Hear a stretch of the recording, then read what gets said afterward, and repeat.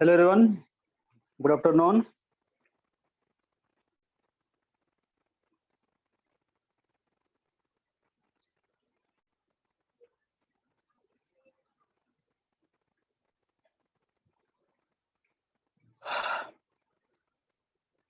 हाँ भाई, audio video clear है? देखो तो क्या ऑडियो और वीडियो क्लियर हैं?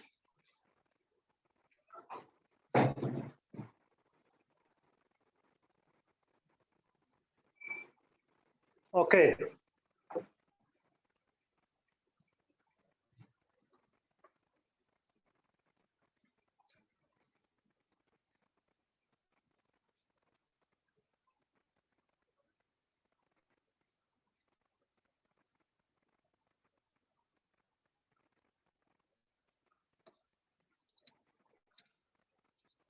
ओके, तो स्टार्ट करते हैं, है ना? चलो, बहुत कम लोग आया है ना? तो रेजोनेंस का जो है थोड़ा सा हम लोग देखेंगे स्टेबिलिटी का ऑर्डर, है ना?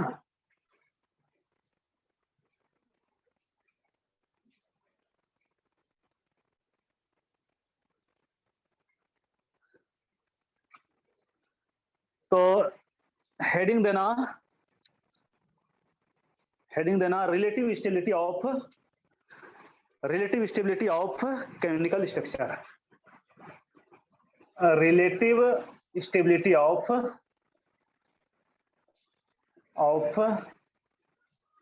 रेजोनेंस स्ट्रक्चर,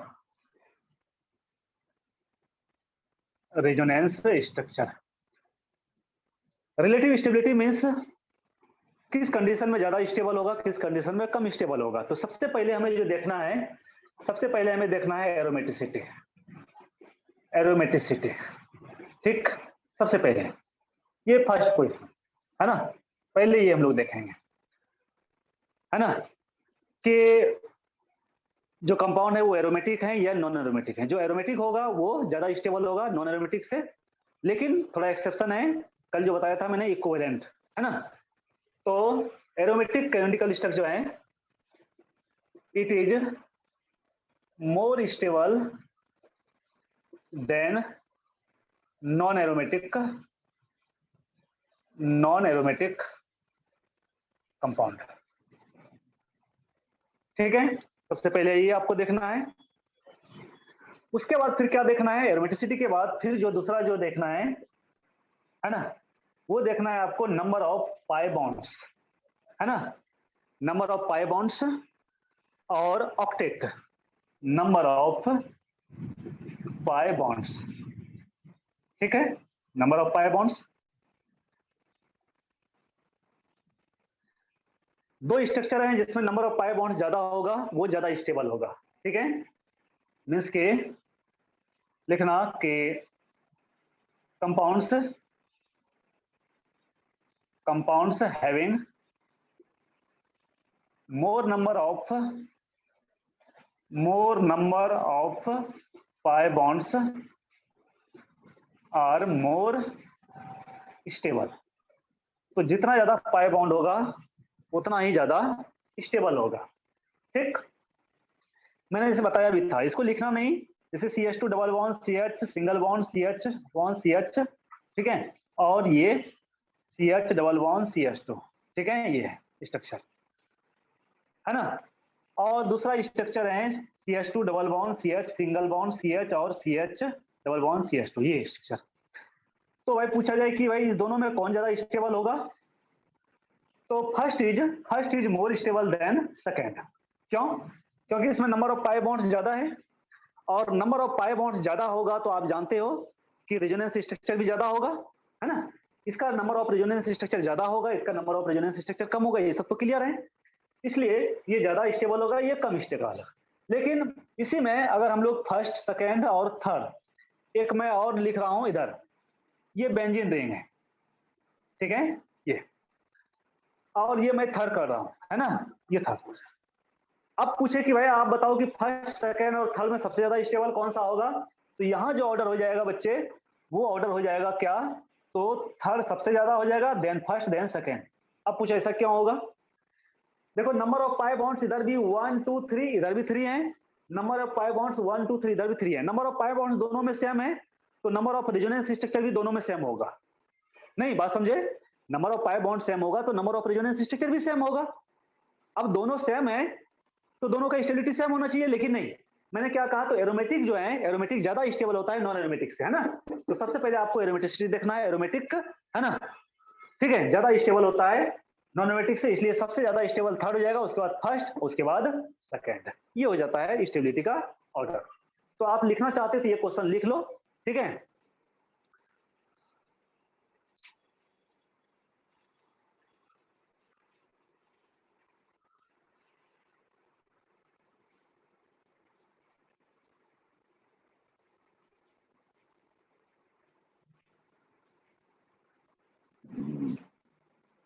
हो गया? चलो, उसके बाद फिर हम लोग थर्ड क्या देखेंगे? तो थर्ड देखेंगे हम लोग पोलरिटी, मीन्स के इसके बाद का हम लोग देखेंगे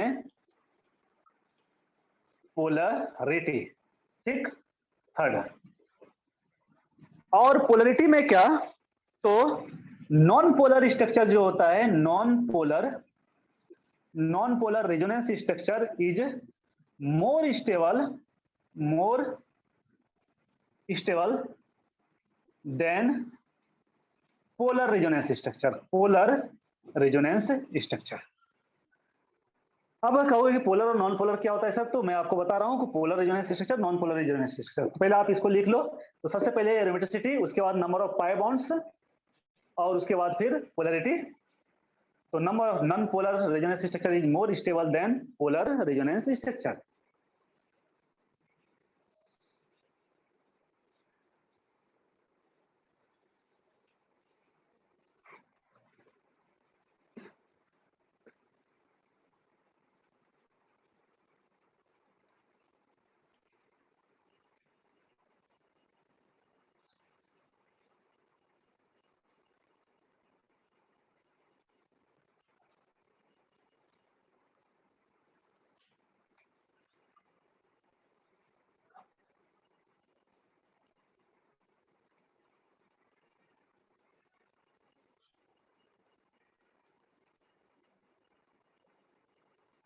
हो गया? तो देखो, पोलर और नॉन पोलर कंपाउंड के बारे में तो पता ही होगा, जैसे ये CH2 डबल बॉन्ड CH और OH, और दूसरा स्ट्रक्चर है CH2 double bond CH single bond CH double bond CH2, ठीक है? इस दोनों में देखो, ये जो स्ट्रक्चर है ये पोलर है, और ये क्या है? नॉन पोलर है। पोलर क्यों है? क्योंकि ये ऑक्सीजन है, देख लो आप, ऑक्सीजन है, मोर इलेक्ट्रोनेगेटिव एटम, इलेक्ट्रॉन का पोलराइजेशन होगा, ठीक है? मिस आयन इंडक्टिव इफेक्ट होगा, और इंडक्टिव इफेक्ट से क्या होगा? तो इलेक्ट्रॉन पोलराइज होगा। इस पर कौन सा चार्ज डेवलप होगा? Partial negative charge. कार्बन पर कौन सा चार्ज डेवलप होगा? Partial positive charge. ये आई इफेक्ट के कारण, क्योंकि पोलर और नॉन पोलर हम लोग कैसे देखते हैं? तो इंडक्टिव इफेक्ट से ही हम लोग देखते हैं। बाकी रेजोनेंस जो है, रेजोनेंस तो होगा ही। ये लोन पेयर इधर आएगा, ये डबल बॉन्ड इधर से इधर आएगा। तो इस दोनों में नंबर ऑफ रेजोनेंस स्ट्रक्चर जो है दोनों में सेम होगा, ठीक है? आप देखो, चेक कर लो, इस दोनों में number of resonance structure same होगा, लेकिन ये ज्यादा स्टेबल होता है नॉन पोलर, ठीक है? Double bond single bond double bond, यहाँ lone pair single bond double bond, है ना? इधर double bond single bond double bond, इधर lone pair single bond double bond. ये पोलर है और ये नॉन पोलर है, इसलिए नॉन पोलर ज्यादा स्टेबल होता है पोलर से, याद रखना, ठीक? नेक्स्ट हमें देखना है, यानी 4 में हमें क्या देखना है? तो 4 में हमें देखना है nature of charge. Nature of charge, nature of charge.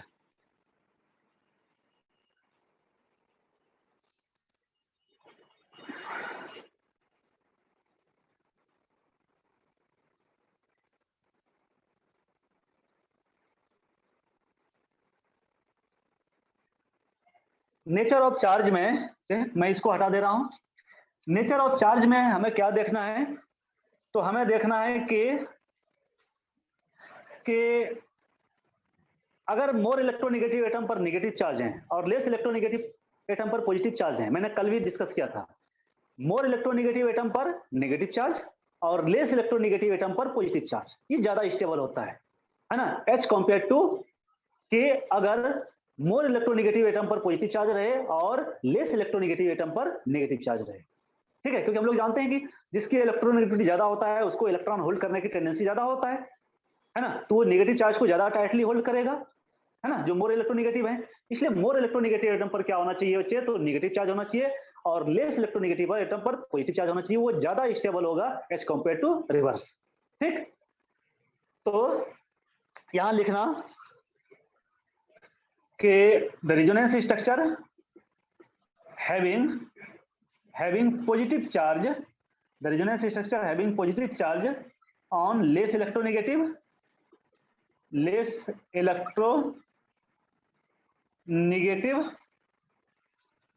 atom, the resonance structure having positive charge on less electronegative atom and negative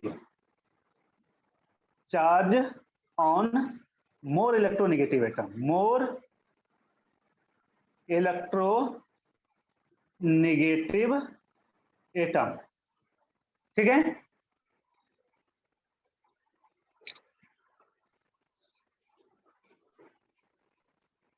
ना, तो इसको मैं इधर लिख रहा हूं, है ना, इसको इधर लिख रहा हूं आगे। ठीक है, इसको इधर लिख रहा हूं, तो लिख लिए इसको।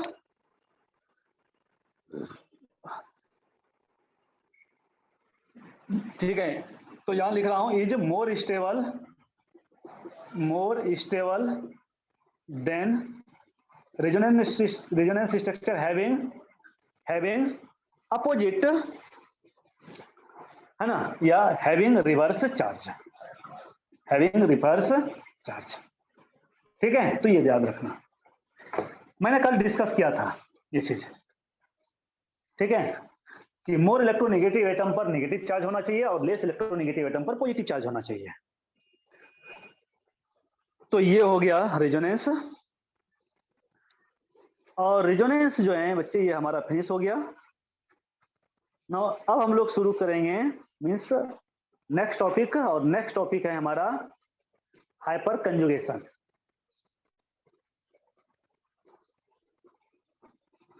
हो गया?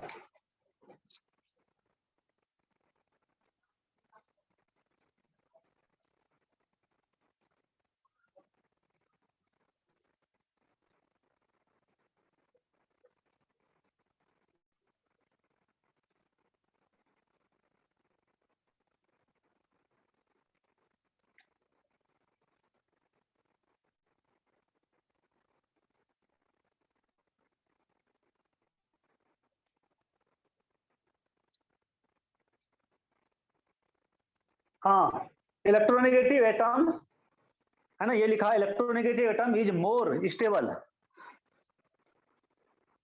ठीक है, देखो इधर लिखा मोर इलेक्ट्रोनेगेटिव एटम, फिर यहाँ इसके बाद यहाँ लिखा हूं मैंने atom is more stable then resonance structure having reverse charge, है ना, जस्ट अपोजिट।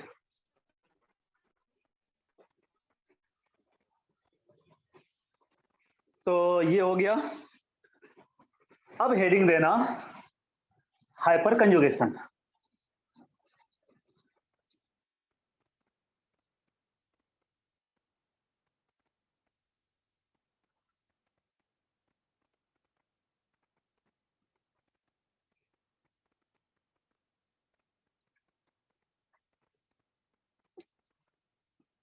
तो नेक्स्ट टॉपिक लिखना हाइपर कंजुगेशन। हाइपर कंजुगेशन,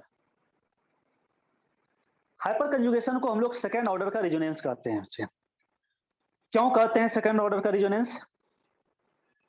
तो ये भी बहुत सारे रेजोनेंस स्ट्रक्चर देता है, लेकिन ये जो रेजोनेंस स्ट्रक्चर देता है वो अलग जो है इसका तरीका है।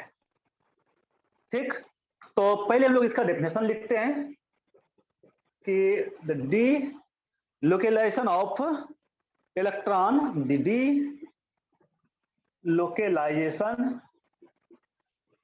Of electron through sigma pi conjugation. Sigma pi यानी सिग्मा बॉन्ड और pi bond, sigma and pi conjugation.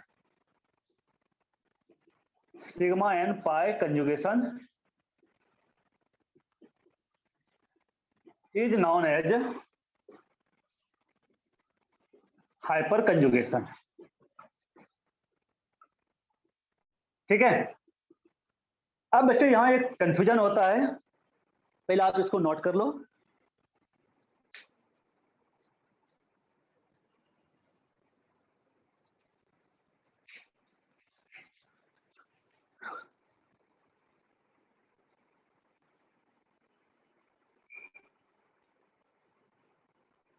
हो गया, चलो देखो।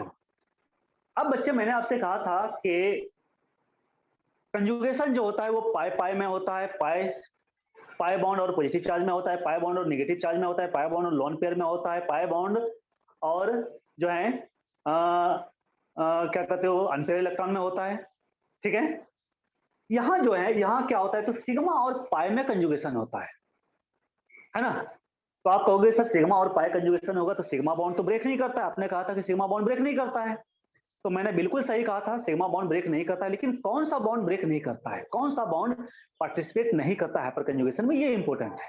तो बच्चे जो कार्बन कार्बन के बीच जो सिंगल बॉन्ड होता है वो कभी भी इन्वॉल्व नहीं होता है हाइपर कंजुगेशन में। क्यों? क्योंकि कार्बन कार्बन के बीच का अगर बॉन्ड आपने ब्रेक कर दिया तो मोलिक्यूल का जो एग्जिस्टेंस है ना वो खत्म हो जाएगा, है ना। मीन्स कि कार्बन कार्बन के बीच जो बॉन्ड होता है वो एक समझो कि घर के पिलर की तरह होता है, पिलर आप ब्रेक नहीं कर सकते हो, है ना।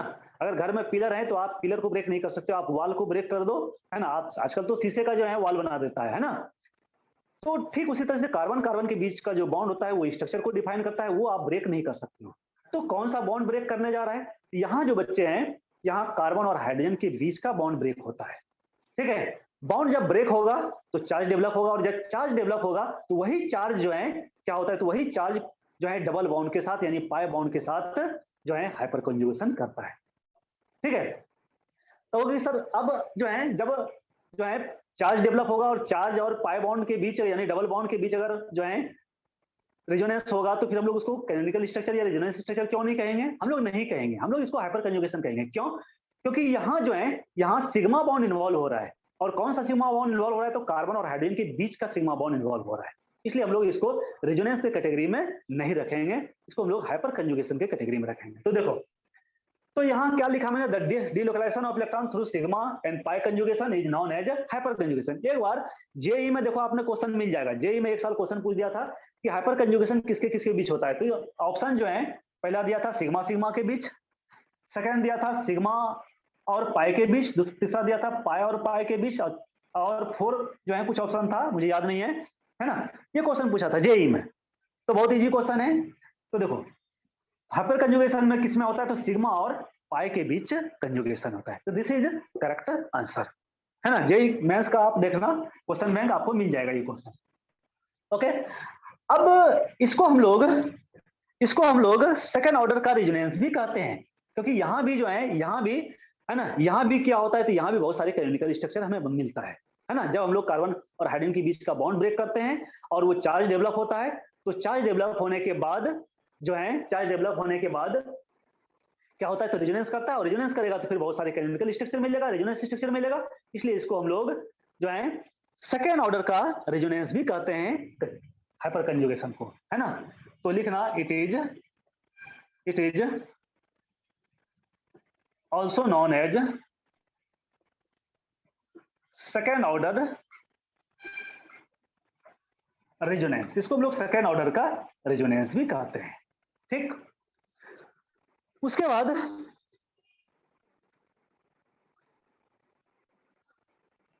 तो सेकेंड ऑर्डर का रेजोनेंस कहते हैं, और नो बॉन्ड रेजोनेंस भी कहते हैं, नो बॉन्ड रेजोनेंस। अब कहोगे सर इसका मीनिंग क्या हुआ, नो बॉन्ड रेजोनेंस का मीनिंग क्या हुआ। तो नो बॉन्ड रेजोनेंस का मीनिंग ये हुआ बच्चे कि बॉन्ड नहीं है तभी हो रहा है, अगर बॉन्ड होता है यानी सिग्मा बॉन्ड, मैंने क्या कहा सिग्मा बॉन्ड ब्रेक करता है, अभी एग्जांपल देंगे तो आपको समझ में आ जाएगी। सिंगल यहाँ सिग्मा बॉन्ड क्या होता है, ब्रेक करता है, ब्रेक होने के बाद ही हाइपर कंजुगेशन हो पाता है। अगर सिग्मा बॉन्ड ब्रेक नहीं करता तो हाइपर कंजुगेशन नहीं होता, यानी सिग्मा बॉन्ड नहीं रहता है तभी ये हो पाता है हाइपर कंजुगेशन, इसलिए हम लोग इसको नो बॉन्ड रेजोनेंस भी कहते हैं।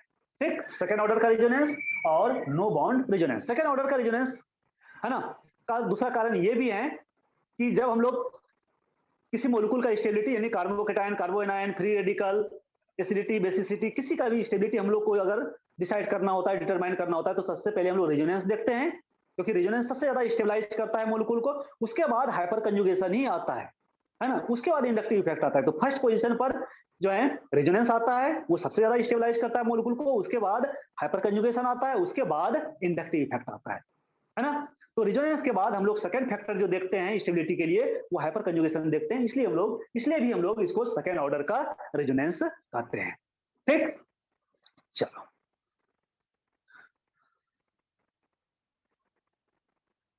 अब यहां भी क्या होता है, तो रेजोनेंस में क्या होता है, तो मैंने आपको बताया था कि रेजोनेंस में क्या होता है, तो पोटेंशियल एनर्जी डिक्रीज होता है, और जब किसी मॉलिक्यूल का पोटेंशियल एनर्जी जब डिक्रीज होता है तो उसकी स्टेबिलिटी क्या होता है, इंक्रीज होता है, मैंने बताया था आपको, है ना।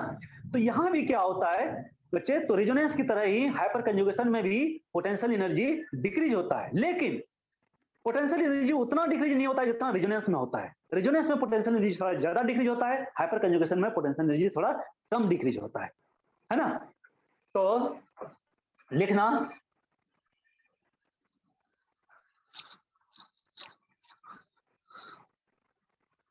कि like resonance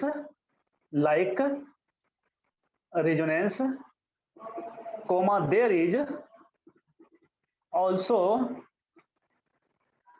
decrease in potential energy, ठीक है ना, potential energy of the molecule due to hyper conjugation,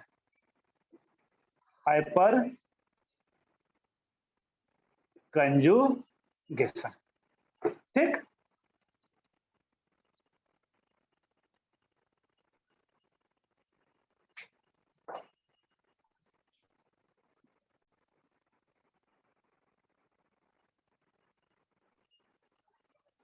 है ना,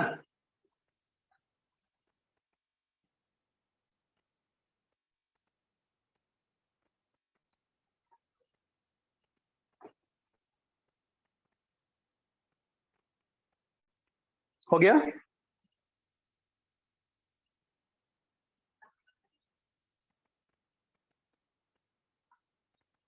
ठीक है, तो मैं एक और सेंटेंस लिख देता हूं कि when resonance and hyper conjugation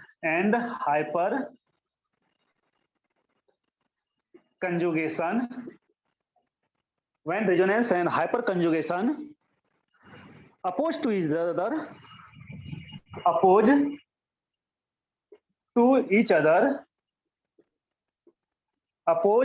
each other resonance is predominant over hyperconjugation, means resonance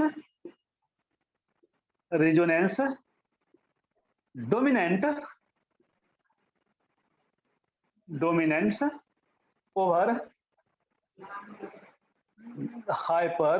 hyperconjugation, ठीक है। तो ये चीज ध्यान रखना, ठीक?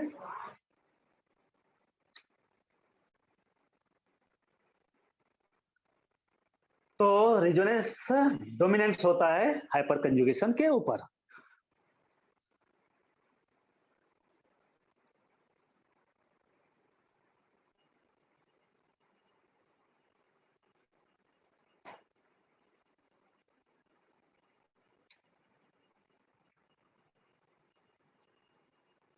चलो अब मैं आपको एक एग्जांपल बता रहा हूं कि कैसे होता है ना, कैसे होता है hyper conjugation.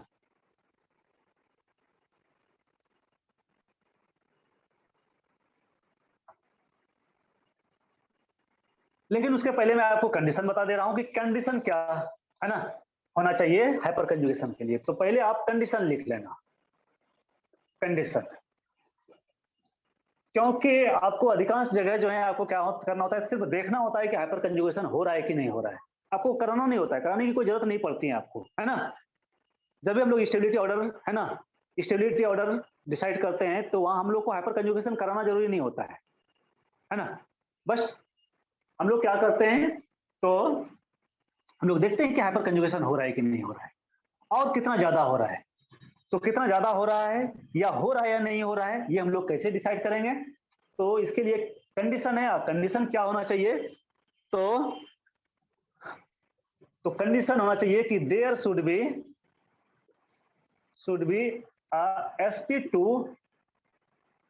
sp3 hybridized carbon atom. There should be a sp3 hybridized carbon atom bearing hydrogen atom.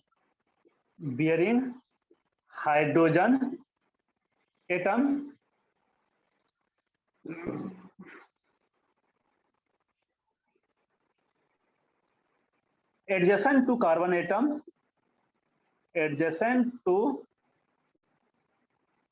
carbon atom having vacant और अनहाइब्रिड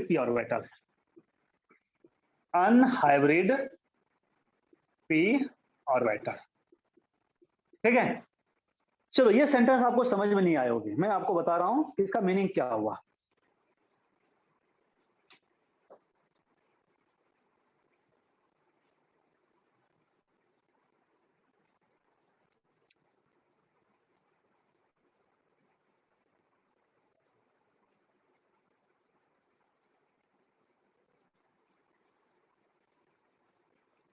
देखो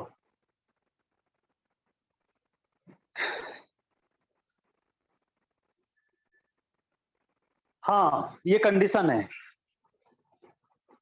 ये फर्स्ट कंडीशन है, तो सेकंड कंडीशन क्या है हरमन? अगर ये फर्स्ट कंडीशन है तो सेकंड कंडीशन क्या है भाई?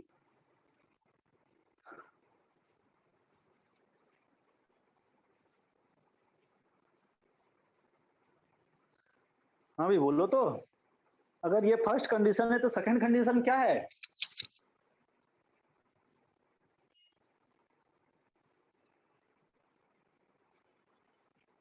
तो देखो यही कंडीशन है ना, यही एक कंडीशन है ना, ठीक है।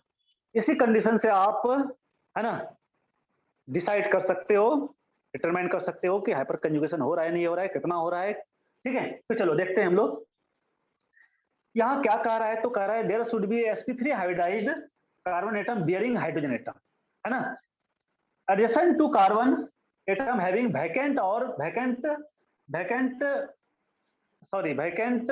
वैकेंट या अनहाइब्रिड p ऑर्बिटल। तो मैं इसको हटा दे रहा हूं, ठीक है। देखो क्या कह रहा है कि sp3 हाइब्रिडाइज्ड कार्बन होना चाहिए, ये this is the sp3 hybridized carbon, okay. मैंने क्या कहा कि बॉन्ड जो ब्रेक करता है, कार्बन कार्बन के बीच बॉन्ड ब्रेक नहीं करता है, जो सिग्मा बॉन्ड ब्रेक करता है वो कौन सा ब्रेक करता है, तो कार्बन और हाइड्रोजन के बीच बॉन्ड ब्रेक करता है। यहाँ कार्बन जो है, ठीक है, sp3 हाइब्रिडाइज होना चाहिए। ये जो हाइड्रोजन है बच्चे, यही हाइड्रोजन जो है इन्वॉल्व होता है हाइपर कंजुगेशन में, यानी पार्टिसिपेट करता है हाइपर कंजुगेशन में, जिसको हम लोग अल्फा हाइड्रोजन भी कहते हैं। क्यों अल्फा हाइड्रोजन कहते हैं? देखो उसके जस्ट एडजेसेंट में क्या होना चाहिए, तो एक अनहाइब्रिड p ऑर्बिटल होना चाहिए या वैकेंट, है ना। चलो हम लोग कार्बोकेटाइन लेते हैं, ये ठीक। आप देखो यहाँ एक के पास वन वैकेंट ऑर्बिटल है ना, वन वैकेंट ऑर्बिटल है कि नहीं है? देखो प्लस चार्ज है ना, मैंने प्लस चार्ज है तो वन वैकेंट ऑर्बिटल है ना भाई, ठीक है। आप जानते हो ना कार्बोकेटाइन जिसे मान लेते हैं ये CH3 प्लस है, इसमें क्या है, एक वैकेंट ऑर्बिटल है ना, क्योंकि ये 3 हाइड्रोजन है ना, तीन ऑर्बिटल और एक ऑर्बिटल जो है ये क्या है, बिल्कुल वैकेंट है ये। तो यहाँ जो है एक ऑर्बिटल क्या है, हम लोग इसको ऐसे भी लिख सकते हैं, और CH और इधर मैं H लिख दे रहा हूं, इधर H और इधर this is the vacant p orbital. क्यों होना चाहिए आपको अभी समझ में आ जाएगी, है ना। वैकेंट p ऑर्बिटल होना चाहिए, वैकेंट p ऑर्बिटल यानी जिस कार्बन के पास वैकेंट p ऑर्बिटल हो या अनहाइब्रिड p ऑर्बिटल हो, उसके जस्ट एडजेसेंट वाला कार्बन क्या होना चाहिए, sp3 हाइब्रिडाइज होना चाहिए। और उससे जो अटैच्ड हाइड्रोजन है, यही हाइड्रोजन क्या होता है, अल्फा हाइड्रोजन होता है, और इसी को हम लोग क्या कहते हैं, hyper कंजुगेबल hydrogen atom. Hyper कंजुगेबल hydrogen atom. Okay, और यही जो है हाइपर कंजुगेशन में इन्वॉल्व होता है और पार्टिसिपेट करता है ना। मीन्स दिस हाइड्रोजन, है ना, this hydrogen involves in hyper conjugation, hyper conjugation. ठीक, तो पहले इसको नोट करो आप।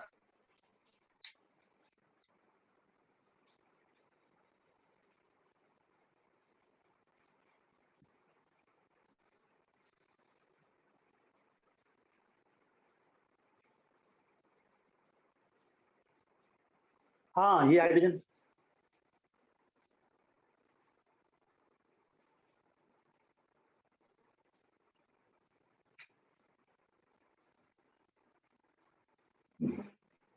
हाँ भाई, ये तीनों हाइड्रोजन, ये है ना, इस कार्बन से जो अटैच है, जो sp3 हाइब्रिडाइज्ड कार्बन है, मैंने क्या कहा, ये जो sp3 हाइब्रिडाइज्ड कार्बन है, sp3 hybridized carbon, hybridised carbon, इसमें जितने भी हाइड्रोजन अटैच हैं, अभी मैं बताऊंगा, क्लियर हो जाएगा, डोंट वरी। ठीक है, अभी पहले आप लिख तो लो।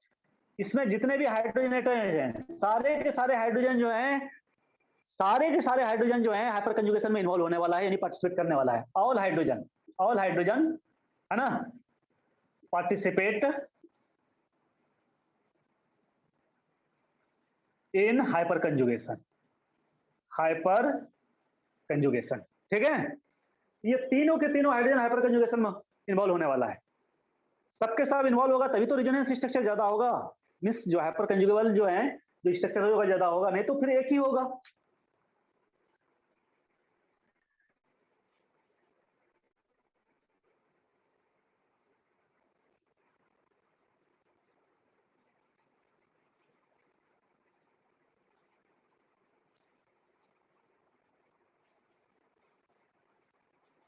हो गया।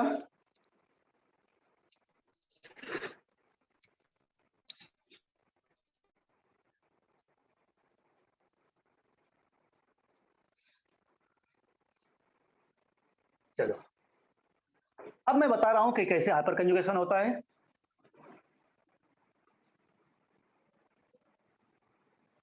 तो देखो बच्चे, ये कार्बन हाइड्रोजन हाइड्रोजन हाइड्रोजन ये है, और ये कार्बन प्लस चार्ज है, ये हाइड्रोजन है और ये हाइड्रोजन है। ठीक है, ये वाला हाइड्रोजन, ये वाला हाइड्रोजन इन्वॉल्व नहीं होगा हाइपर कंजुगेशन में, है ना। दिस टू हाइड्रोजन, है ना, don't participate in hyper conjugation, क्योंकि ये उसी कार्बन से अटैच है, जिस कार्बन पर वैकेंट ऑर्बिटल हैं, उसी पर अटैच है। वो वाला हाइड्रोजन नहीं करेगा, उसके जस्ट एडजेसेंट वाले, मैंने डेफिनेशन लिख दिया, मीन्स कंडीशन मैंने लिख दिया, उसके एडजेसेंट वाला जो कार्बन है, उससे जो हाइड्रोजन है, वो वाला इन्वॉल्व होगा। कैसे, देखो आप, क्लियर हो जाएगा कैसे होता है। देखो, मैंने क्या कहा कि कार्बन और हाइड्रोजन के बीच का बॉन्ड ब्रेक करता है। अब बच्चे जानते हो कि कार्बन और हाइड्रोजन के बीच का जब बॉन्ड ब्रेक करेगा, तो बॉन्ड किधर की ओर शिफ्ट करेगा, कार्बन की ओर शिफ्ट करेगा, क्योंकि carbon is more electronegative than hydrogen, होगा ना। तो बॉन्ड जो है, ये बॉन्ड ब्रेक करेगा, बॉन्ड ब्रेक करेगा तो देखो क्या होगा, कार्बन हाइड्रोजन हाइड्रोजन, ये वाला हाइड्रोजन यहां से निकल गया, किस फॉर्म में, पॉजिटिव चार्ज में। इधर क्या हो गया, नेगेटिव चार्ज, इधर सी एच एच, इधर कौन सा चार्ज है, प्लस चार्ज। आप देख लो क्या होगा, माइनस और प्लस, ये डबल बॉन्ड बना देगा। ठीक है, तो एक बार इस हाइड्रोजन के साथ हो रहा है, जितना ज्यादा हाइड्रोजन होगा, अल्फा हाइड्रोजन जितना ज्यादा होगा, उतना ही ज्यादा हाइपर कंजुगेशन होगा। क्यों, देखो इसमें एक स्ट्रक्चर ये बना, फर्स्ट स्ट्रक्चर, अभी और दो स्ट्रक्चर बनेगा। अब हम लोग क्या करते हैं, इसको रहने देता हूं मैं, है ना, इसको मैं रहने देता हूं, इसको हटाता हूं।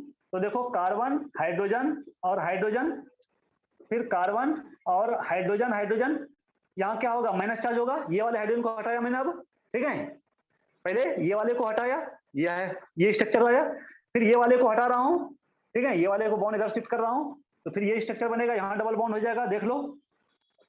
एक बार फिर ये वाले हाइड्रोजन को हम लोग हटाएंगे, ठीक है, ये वाले हाइड्रोजन को हटाएंगे, तो फिर एक और स्ट्रक्चर होगा, देखो double bond C H H, है ना, ये हुआ कि नहीं। तो फर्स्ट सेकेंड और थर्ड, तीन स्ट्रक्चर हुआ ना।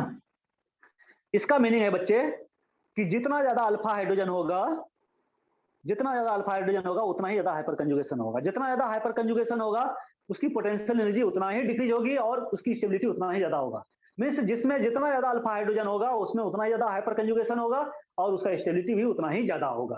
तो इसको नोट करो पहले।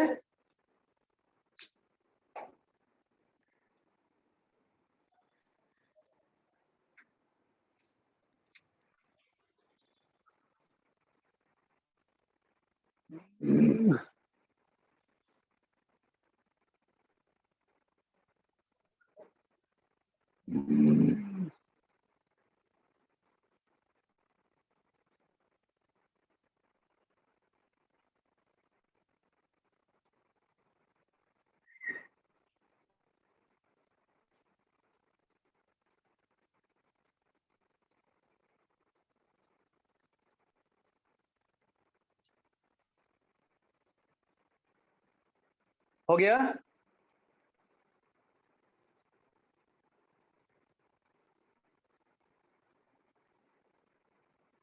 ठीक है, तो बात समझ में आ गई। तो इसका मीनिंग है बच्चे कि जितना ज्यादा अल्फा हाइड्रोजन होगा स्टेबिलिटी उतना ही ज्यादा होगा। मीन्स स्टेबिलिटी ऑफ कंपाउंड ये डायरेक्टली प्रोपोर्शनल होगा नंबर ऑफ अल्फा हाइड्रोजन। और अल्फा हाइड्रोजन को हम लोग और क्या कहते हैं? तो नंबर ऑफ हाइपर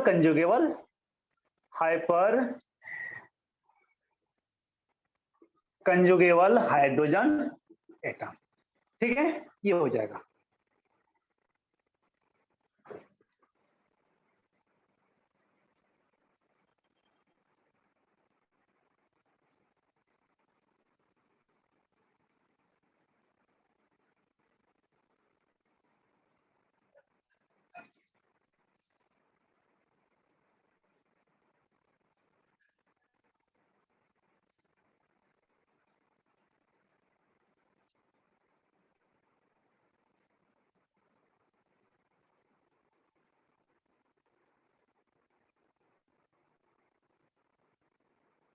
हो गया?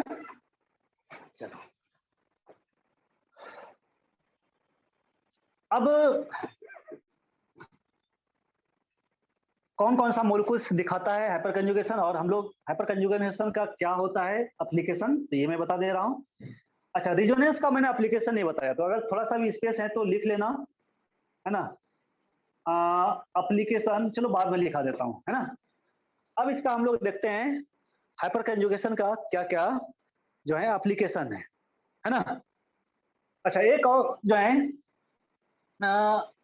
मैंने क्या कहा, तो वैकेंट वैकेंट ऑर्बिटल हो या अनहाइब्रिड पी ऑर्बिटल हो। तो अनहाइब्रिड पी ऑर्बिटल का मीनिंग क्या होता है मैं यही बता दे रहा हूँ थोड़ा सा, जिससे ये कार्बन कार्बन हाइड्रोजन CH और डबल बॉन्ड CH2, ये भी इसमें भी हाइपर कंजुगेशन होगा। अब कहोगे सर कैसे होगा, यहाँ तो वैकेंट ऑर्बिटल है नहीं, तो मैंने लिखा कि या तो वैकेंट ऑर्बिटल होना चाहिए या तो अनहाइब्रिड पी ऑर्बिटल होना चाहिए। अनहाइब्रिड पी ऑर्बिटल तो जानते हो ना भाई, है ना। आप जानते होंगे जो ये पाई बॉन्ड जो बनाता है, पाई बॉन्ड, है ना। पाई बॉन्ड कौन बनाता है, तो अनहाइब्रिड पी ऑर्बिटल बनाता है। अनहाइब्रिड पी ऑर्बिटल बनाता है। और सिग्मा बॉन्ड जो है आपने केमिकल बॉन्डिंग में पढ़ा होगा 11th में, सिग्मा बॉन्ड जो बनाता है ये क्या करता है, तो ये हाइब्रिड पी ऑर्बिटल बनाता है, हाइब्रिड पी ऑर्बिटल बनाता है। ठीक है, ये चीज याद रखना। तो यहाँ देखो पाई बॉन्ड है ना, एक सिग्मा एक पाई बॉन्ड है, तो इसके पास भी अनहाइब्रिड पी ऑर्बिटल है, इसके पास भी है, दोनों के पास अनहाइब्रिड अनहाइब्रिड पी ऑर्बिटल है।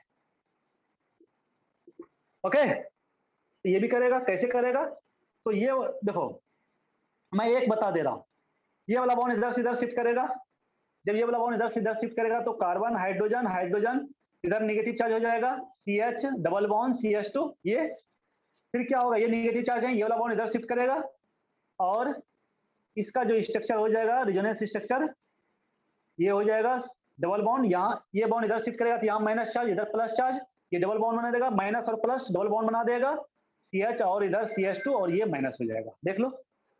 ठीक है, ये हो गया ठीक इसका स्ट्रक्चर।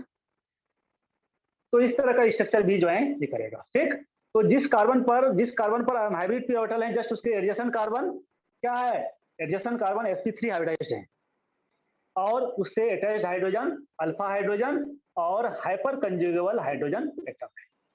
ठीक,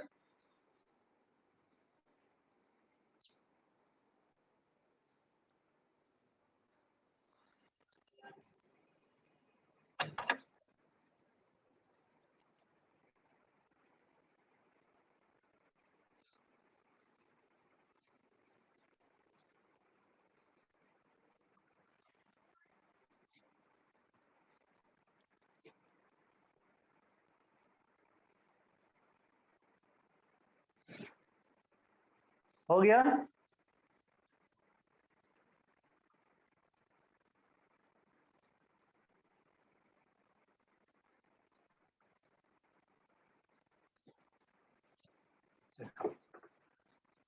अब इसका एप्लीकेशन क्या है?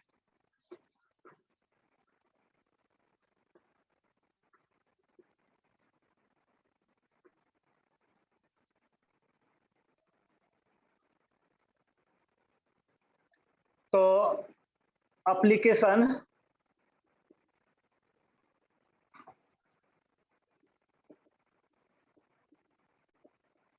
एप्लीकेशन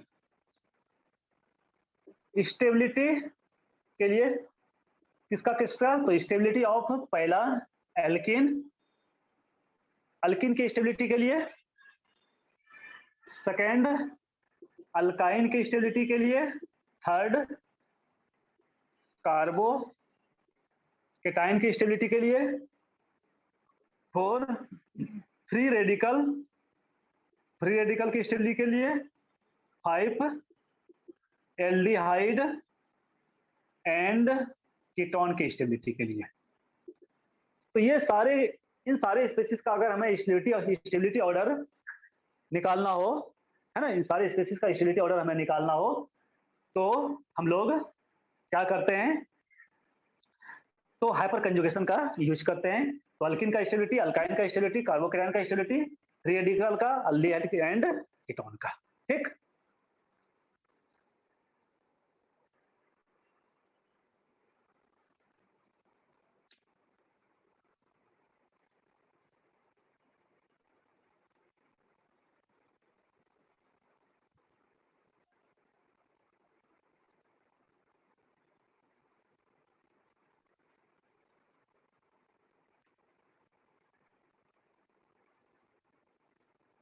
हो गया। देखो, जैसे हमें अल्किन का स्टेबिलिटी निकालना हो, ठीक है, ये अल्काइन का निकालना हो, हम लोग कैसे करेंगे? तो चलो मैं दो अल्किन लिख रहा हूं, CH2 डबल बॉन्ड CH2, ठीक है, first, second CH3 CH double bond CH2, और ये सेकेंड हो गया, और third CH3 CH double bond CH और CH3, ये थर्ड। आपसे पूछा जाए कि भाई बताओ कि इसमें जो है सबसे ज्यादा स्टेबल कौन सा होगा? मीन्स आप स्टेबिलिटी का ऑर्डर जो है ना, इस जो है ऑर्डर में आप अरेंज करो, है ना, आप ऑर्डर में अरेंज करो, स्टेबिलिटी के ऑर्डर में आप अरेंज करो। कैसे करोगे? तो देखो, आपको क्या करना है, हाइपर कंजुगेबल हाइड्रोजन एटम देखना है, मीन्स अल्फा हाइड्रोजन देखना है। तो देखो, जिसमें अल्फा हाइड्रोजन ज्यादा होगा उसका स्टेबिलिटी ज्यादा होगा। मैंने आपको, है ना, मैंने लिख दिया कि नंबर ऑफ अल्फा हाइड्रोजन या हाइपर कंजुगेबल हाइड्रोजन एटम जितना ज्यादा होगा उसकी स्टेबिलिटी उतना ही ज्यादा होगा। तो बस आपको क्या करना है, अल्फा हाइड्रोजन की काउंटिंग करनी है। तो देखो, इसमें it has no alpha hydrogen, alpha hydrogen यहाँ क्या है? जीरो है। देखो, CH2 डबल बॉन्ड CH2, है ना, तो CH2 डबल बॉन्ड CH2, उसके एडजेसेंट में कोई कार्बन है ही नहीं, है ना, कोई कार्बन है ही नहीं, है ना।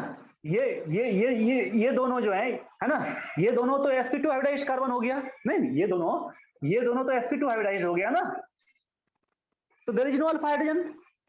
हम लोग सेकेंड वाले में आते हैं। सेकेंड वाले में देखो, है ना, ये वाला sp2, ये वाले भी sp2, लेकिन ये वाले देखो क्या है, sp3 हाइब्रिडाइज्ड कार्बन, और इस sp3 हाइब्रिडाइज्ड कार्बन से कितना अल्फा हाइड्रोजन अटैच्ड है? 3 alpha hydrogen are attached here, है कि नहीं? देख लो, अगर कोई डाउट है तो बोलो। ठीक, हमें किसके बगल का देखना है? हमें देखना है जो sp2 हाइब्रिडाइज्ड कार्बन एटम के जस्ट एडजेसेंट वाले कार्बन को देखना है ना। ठीक, तो डबल बॉन्डेड मींस कि डबल बॉन्डेड या ट्रिपल बॉन्डेड जो है डबल बॉन्डेड या ट्रिपल बॉन्डेड कार्बन के जस्ट एडिशन वाले कार्बन को देखना है जो sp3 हाइब्रिडाइज्ड हो। ये sp3 हाइब्रिडाइज्ड है, इसमें 3 अल्फा हाइड्रोजन है। चलो हम लोग इधर आते हैं, अल्फा हाइड्रोजन। देखो बच्चे इसमें दोनों साइड अल्फा हाइड्रोजन है। ये तो हो गया ये दोनों हो गया sp2 हाइब्रिडाइज्ड कार्बन एटम। इसके एडजेसेंट में देखो ये भी sp3 हाइब्रिडाइज्ड है और ये भी sp3 हाइब्रिडाइज्ड कार्बन है। तो दोनों साइड वाले जो है अल्काइल ग्रुप जो है पार्टिसिपेट करेगा, तो total number of alpha hydrogen कितने हो गया? ये 6 हो गया। ठीक, इसीलिए थर्ड जो है बच्चे, अगर हम लोग डिक्रीजिंग ऑर्डर में अरेंज करें तो थर्ड सबसे ज्यादा स्टेबल हो जाएगा, then first and then first, third second और उसके बाद first. This is the stability order of alkane. और यही स्टेबिलिटी ऑर्डर अल्काइन का भी हो जाएगा। अगर मैं अल्काइन का भी लूं,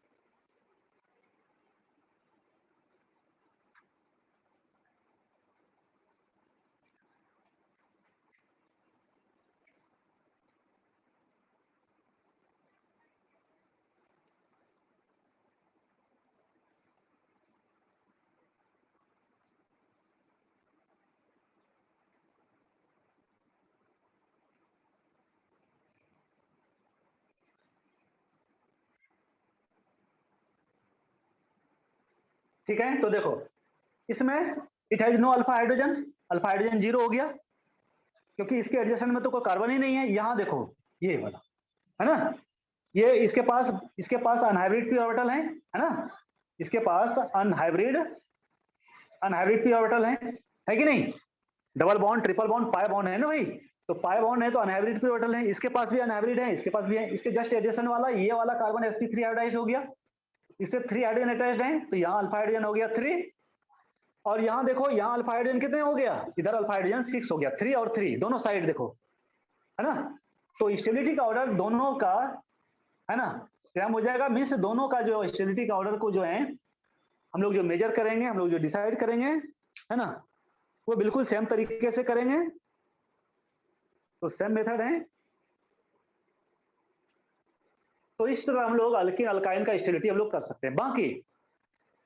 बाकी अब नेक्स्ट जो है हमें कार्बोकेटाइन का, कार्बोएनाइन का, फ्री रेडिकल का स्टेबिलिटी देखना है। तो कार्बोकेटाइन, कार्बोएनाइन, फ्री रेडिकल ये तो हम लोग सेपरेट जो है सेपरेट हम लोग टॉपिक पढ़ेंगे, वहां स्टेबिलिटी देखेंगे। और कार्बोकेटाइन हो, कार्बोएनाइन हो या फ्री रेडिकल हो, ये सबका स्टेबिलिटी सिर्फ हाइपर कंजुगेशन पर तो डिपेंड नहीं करता है ना, रेजोनेंस पर भी डिपेंड करता है, एरोमेटिसिटी पर भी डिपेंड करता है, ठीक है, हाइपर कंजुगेशन पर भी डिपेंड करता है और इंडक्टिव इफेक्ट पर भी डिपेंड करता है। ये चारों चीज पर डिपेंड करता है। इसलिए कार्बोकेटाइन, कार्बोएनाइन, फ्री रेडिकल, है ना, इसको हम लोग सेपरेटली देखेंगे सारे टॉपिक को।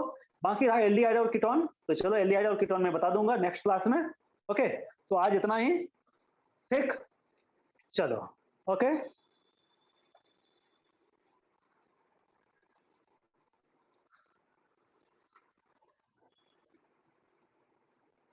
चलो ओके, बाय।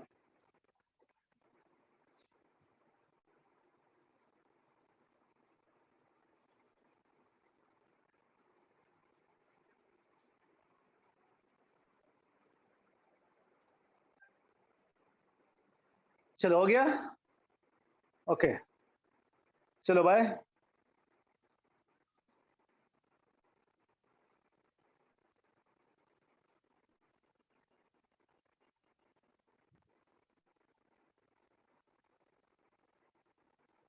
आयुपैक नेम जो है, चलो आयुपैक